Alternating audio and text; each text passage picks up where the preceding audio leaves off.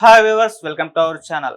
ఏపీలో మరి టీడీపీ ప్రభంజనం అయితే కంటిన్యూ అవుతుంది. దాదాపు 100 స్థానాలకు పైగానే అన్ని స్థానాల్లో కూడా లీడింగ్ లో ఉండడం చూస్తున్నాం. మరి ఏ ప్రముఖులు లీడింగ్ లో ఉన్నారు, మరి వైసీపీ చెందిన చాలా మంది మంత్రులు వెనుకంజలో ఉన్నారంట కదా, మరి వారు ఎవరెవరు? సో ఏంటి పరిస్థితి, మరి ఏపీలో ఎవరు అధికారంలోకి రాబోతున్నారు? టీడీపీ వన్ సైడేనా, లేకుంటే వైసీపీ ఏమన్నా మధ్యలో గట్టి పోటీ ఇచ్చే ఛాన్స్ ఏమన్నా కనిపిస్తున్నాయి? ఇప్పుడు ఇదే అంశం మీరు డిస్కస్ చేయడానికి ప్రజెంట్ మనతో పాటు ఇమ్మంది రామారావు గారు, సీనియర్ జర్నలిస్ట్ ఉన్నారు. వారితో ఒకసారి మాట్లాడదాం. సార్ నమస్కారం. సార్ నమస్తే బాబు. సార్, మనం చూస్తున్నాం మరి ఏపీలో టీడీపీ దాదాపు 150 స్థానాల వరకు కూడా లీడింగ్ లో ఉన్నట్టు మనకు కనిపిస్తుంది. సో మరి టీడీపీకి చెందిన ఏ ప్రముఖులు, అంటే కూటమికి చెందిన ఏ ప్రముఖులు లీడింగ్ లో ఉన్నారు సార్? అలాగే వైసీపీకి చెందిన చాలా మంది మంత్రులు వెనుకంజలో ఉన్నారంట కదా, మరి ఫైర్ బ్రాండ్స్ ఉన్నారు కదా సార్ మన వాళ్ళ పరిస్థితి ఏంటంటారు సార్? కూటమిలో ఎవరెవరు లీడింగ్ లో ఉన్నారో చెప్పుకునే ముందు మన రెడ్ టీవీ ప్రేక్షకులకు నమస్కారం. అంటే మొదటి నుంచి కూడా చంద్రబాబు నాయుడికి మంచి భారీ మెజార్టీ వస్తుంది. అలాగే జనసేన కూడా చాలా కాంపిటేటివ్గా ఉంటుంది. పవన్ కళ్యాణ్ కింగ్ మేకర్ అవుతాడు అని ఈ విషయాలన్నీ మనం చెప్పుకున్నాం. మనం చెప్పుకున్నట్టే ఫలితాలు మనకు వస్తున్నందుకు అందరికీ ధన్యవాదాలు. రెండోది ఏంటంటే, మీరు ఇప్పుడు 120 స్థానాలు అని చెప్పారు. 120 కాదు, ప్రస్తుతం ఈ టైంకి 150 స్థానాల్లో టీడీపీ లీడింగ్లో ఉంది. టీడీపీ ఆ కూటమి, అంటే టీడీపీ అంటే కూటమి అన్నమాట. టీడీపీ, కూటమి, బీజేపీ అయితే మూడు బాగా వర్కౌట్ అయినాయి. ఇక్కడ ఎంత బాగా వర్కౌట్ అయినట్టంటే, వాళ్ళ తాలూకు కంచుకోట్లు ఏవైతే ఉన్నాయి అనుకుంటున్నారో, కడప, కర్నూలు, ఇవన్నీ రాయలసీమ, ఇందులో అంటే చాలా మంచి గర్స్ ఉన్న వాళ్ళందరూ కూడా ఓడిపోయారు. ఫైర్ బ్రాండ్ అందరూ కూడా ఓడిపోయారు. నోటుకు వచ్చిన బూతులు తిట్టే వాళ్ళందరికీ కూడా చాలా సరైన సమాధానం ప్రజలు చెప్పారు. ఓడిపోయిన వాళ్ళు అంటే లీడింగ్లో ఉన్న వాళ్ళు చెప్పుకుంటే 150 మంది ఉన్నారు. అంటే ఆల్మోస్ట్ ఆల్ కూటమిలో ఉన్న వాళ్ళందరూ మన పవన్ కళ్యాణ్ 20 స్థానాల్లో లీడింగ్లో ఉన్నాడు. ఆయనకి ఇచ్చిన స్థానాలు ఓన్లీ 21.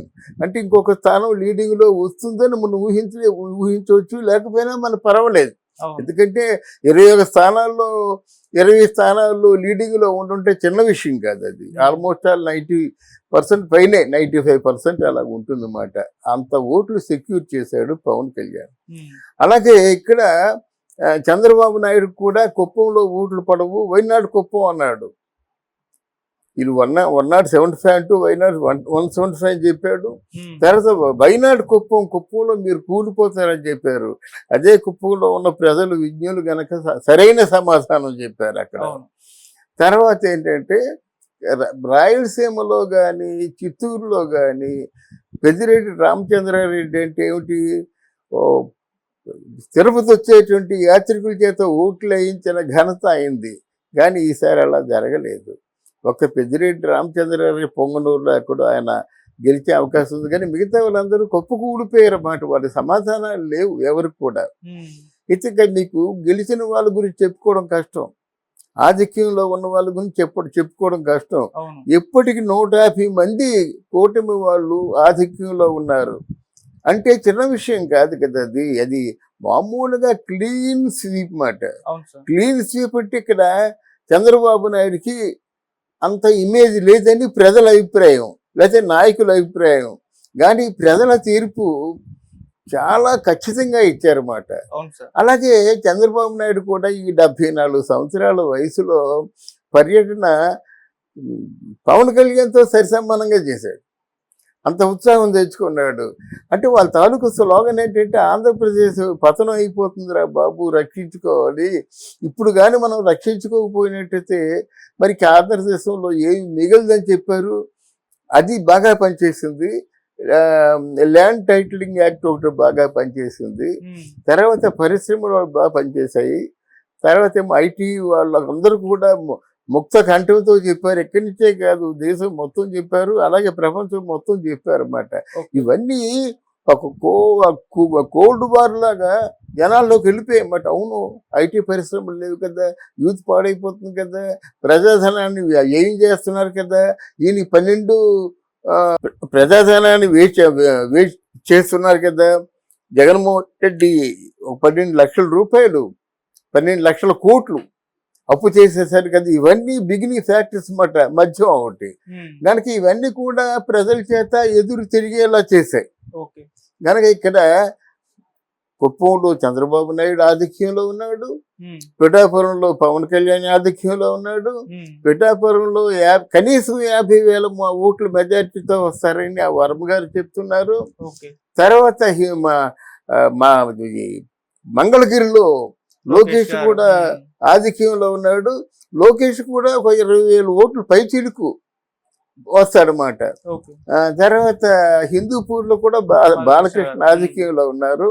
అలాగే ఇక్కడ రచ్చబండ అనే కార్యక్రమం ద్వారా అంటే ప్రతిరోజు కూడా అప్డేట్స్ ఇస్తూ తనదైన అంటే వితరణతో అంటే విశ్లేషణతో వైసీపీకి చెంపదెబ్బ కొడుతూ మొత్తం ప్రజల కళ్ళు తెరిపించాడు అన్నమాట. ఆయన తాలూకు వీడియోస్ కూడా బాగా పనిచేస్తున్నాయి. ఆయన కూడా ఉండిలో చాలా ఆధిక్యంలో ఉన్నాడు. సో వైనాట్ ఎవరెవరైతే మంచి నాయకులు గోరెట్ల బుచ్చయ్య చౌదరి తీసుకుందాం అని గెలుస్తున్నాడు. అలాగా ఎక్కడ చూసి గంటా శ్రీనివాసరావు గెలుస్తున్నాడు.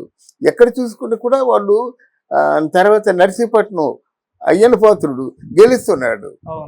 అలాగా ఈ రెండింటికి పొత్తు మాత్రం ప్లాను పవన్ కళ్యాణ్ వేశాడు కనుక ఇది తెలుగుదేశం పార్టీకి బీజేపీకి పొత్తు అనేది ఏంటంటే ఆ సూత్రం బాగా పనిచేసింది అన్నమాట.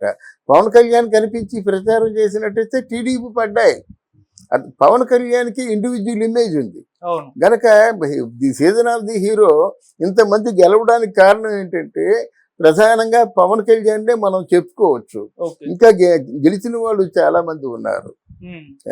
సార్ మన వైసీపీ మంత్రులు అంబాటి రాంబాబు గారు కానివ్వండి, రోజా గారు కానివ్వండి, వల్లభనేని వంశీ వీళ్ళు ఎందుకు వెనకంజలో ఉన్నారంట కదా? మరి వెనకంజలో ఏంటండి వారు రోజాకి అసలు డిపాజిట్లు కూడా వస్తాయో తెలియవు. చాలా ఘోరంగా ఓడిపోయింది రోజా. తర్వాత వల్లభనేని వంశీ అని చెప్పాం కదా, ఇప్పుడు లేడు అనుకుంటా ఇండియాలో. ఇంత పెద్ద ప్రగల్భాలు బండ బూతులు మాట్లాడి అనుకోని మాట్లాడినటువంటి కొడాలని కూడా ఈరోజు పారిపోయే పరిస్థితి.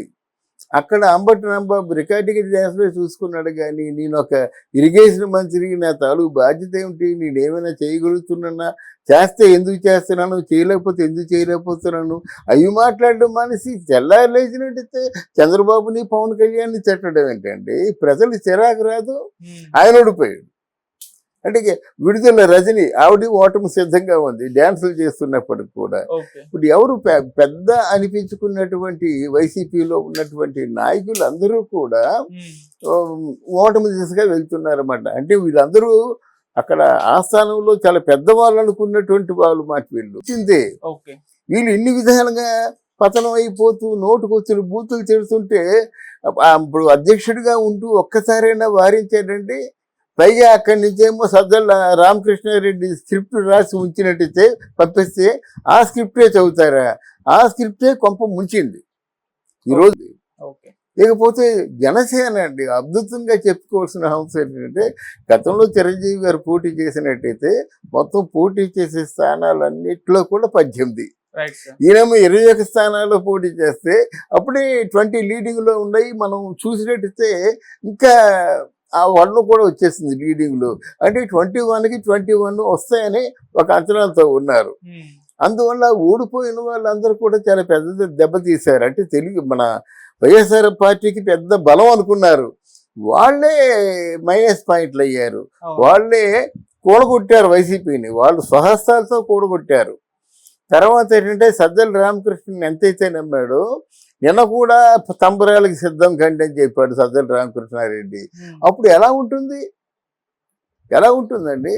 కనుక ఇవన్నీ కూడా ఈ కేవలం వైసీపీని ఓడగొట్టడం వేరే కథ అయితే వైసీపీని ఓడగొట్టే వాళ్ళలో ప్రధానంగా ఉన్నది వైసీపీ వాళ్ళే.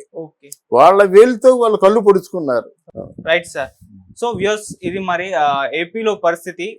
కూటమేమో గెలుపు దిశగా అడుగులు వేస్తుంది. చంద్రబాబు నాయుడు గారు 4వసారి ముఖ్యమంత్రి సింహాసనం పైన కూర్చోడానికి రెడీగా అవుతుంటే వైసీపీ మాత్రం ఓటమి దిశగా అడుగులు వేస్తుంది. మరి ఏం జరగబోతుంది ఇవాళ ఒక క్లారిటీ అయితే వచ్చేస్తుంది. మరిన్ని అప్డేట్స్ కోసం రెడ్ టీవీని చూస్తూ ఉండండి. Thank you so much sir.